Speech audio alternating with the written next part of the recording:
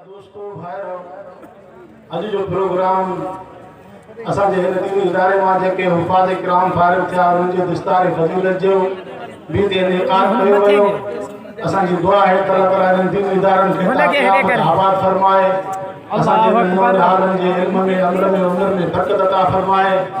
हर खां बाद में वॾे में वॾो असांजे हिन दीनी हिन इंतज़ाम जो वॾे में वॾो जेको मक़सदु आहे तहफ़्फ़ुज़ ख़त्म नबूवत। हिन वक़्तु ताज़ो फ्रांस जे कमीने सदर हज़ूर पाक सल्लल्लाहु अलैहि वसल्लम जे शान में गुस्ताखाना खाका पंहिंजे सरकारी ख़र्च ते पंहिंजे मुल्क मां खज़ाने मां पैसा कढी करे एड़ी वॾी जुर्रत जो मुज़ाहिरो कयो आहे। सभई चओ त फ्रांस जे सदर कुते ते लानत।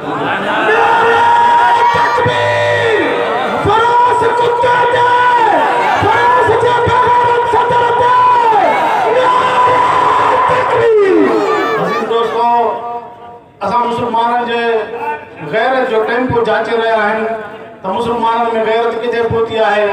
मां खे ॿुधाइणु चाहियां थो त असां जेतिरा बि कमज़ोर आहियूं, मुसलमान केतिरो बि हिणो कमज़ोर हुजे, पोइ केतिरो बि ख़स्ता हाली में हुजे, पर मुसलमान हज़ूर जे मथां काई बि आंग बर्दाश्त न करे सघंदो। असांजूं जानियूं, असांजा बच्चा, असांजी आख़िरी खून जो कतरो हज़ूर जे शान ते क़ुर्बान थींदो रहंदो। अज़ीज़ो, वक़्तु कोन्हे को, असांजा महिमान ख़ासि परे खां आयल बि घणा आहिनि।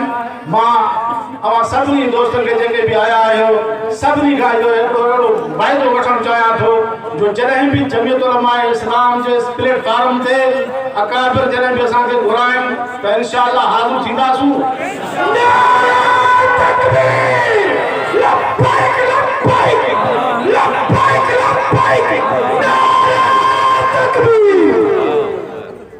ये असांजी हिन हुकूमत जी नहूसत आहे। इन दौरान में माकड़ बि इन दौरान में आई, असांजी फुटियूं फसूल तबाह इन दौरान में थियो ऐं असांजे हिन मुल्क में कादियानी बि दंदनाते घुमी रहिया आहिनि। इन मौजूदा दौर जे अंदरि सहाबा जे ख़िलाफ़ गुस्ताखाना अल्फाज़ बि कढिया वञनि था ताजो मुल्की लेवल ते ॿाहिरियां मुल्क अंग्रेज़ मुल्क असांजे मुसलमाननि जे जज़्बात खे मजबूर करनि था। इहो हिननि जो फ़र्ज़ बणंदो हुयो जो हुननि खां मुतालबो करनि हा ऐं उन्हनि सां वञी करे हुते उन्हनि जा किची में हथ विझनि हा, उन्हनि जे वञी करे हथ पटनि हा उन्हनि जा त तव्हां हे छा था कयो पिया। हे असांजे मुसलमाननि जे जज़्बात खे मजबूर कयो था। अॼु सॼी उम्मत मुसलमा बेज़ार आहे इन्हनि मथां। अॼु उहे सॼी उम्मत मुसलमा बरसर पैकार आहे। अॼु सॼी उम्मत मुसलमा लानत करे रही आहे अहिड़नि हुक्मराननि ते जेके पंहिंजे सरकारी पैसनि जे ख़र्च ते हज़ूर जे शान में गुस्ताखी करनि था। असां हुकूमत खां मुतालबो कयूं था त तमामु जेके बि फ्रांसीसी अशिया आहिनि उन्हनि समूरनि जो बाइकाट कयो वञे ऐं उन्हनि समूरनि खे ख़तमु कयो वञे ऐं उन्हनि सां बाइकाट कयो वञे ऐं उन्हनि सां तालुकात जेके ख़तमु कया वञनि ऐं उन्हनि सां बिल्कुलु एतिरेती वापार तिजारत ॻाल्हि ॿोल सोशल बाइकाट उन्हनि सां कयो वञे। छो त कुफ्र मिलत वाहिदा, कुफ्र हिकिड़ो ई गची चुको आहे। मुसलमाननि जे तमाम हिकिड़े वॾे ईमान खे ठेस पहुचाइण जी हिननि कोशिशि कई आहे।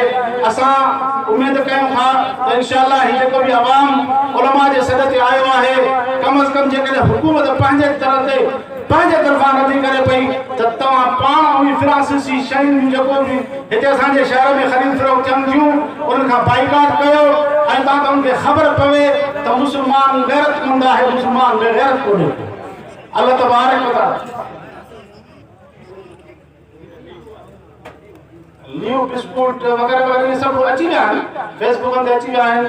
जेके बि फ्रांसीसी मसनूआत जेके आहिनि मां खे गुज़ारिश कयां थो त कम अज़ कम उन्हनि जो बाइकाट असां कयूं ताकि उन्हनि खे ख़बर पवे त मुसलमान बेदार आहे, मुसलमान निंड में कोन्हे को। अल्लाह ताला तव्हां असांजी हाज़िरी खे क़बूल फरमाए।